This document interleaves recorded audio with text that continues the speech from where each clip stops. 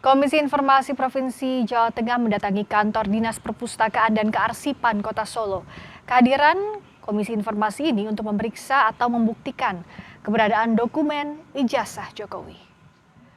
Ketua Majelis Komisioner Komisi Informasi Provinsi Jawa Tengah, Ermi Sri Ardianti menjelaskan, pemeriksaan ini dilakukan untuk menindaklanjuti dalil-dalil yang diajukan dalam sidang sengketa informasi publik terkait ijazah Joko Widodo.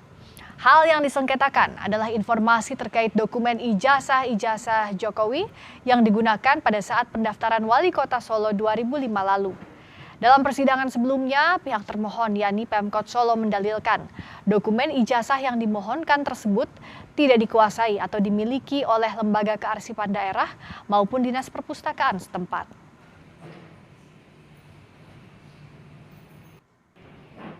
Pada saat pembuktian di persidangan, Dinas Kearsipan dan Perpustakaan yang menjadi termohon prinsipal menyatakan bahwa informasi tersebut tidak dikuasai oleh lembaga kearsipan daerah atau dinas perpusip, maka kami ingin membuktikan yang didalilkan oleh termohon.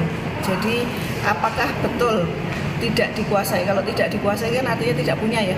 Jadi meskipun dikatakan tidak punya, majelis juga harus membuktikan. Oleh karena itu kita melakukan pemeriksaan setempat.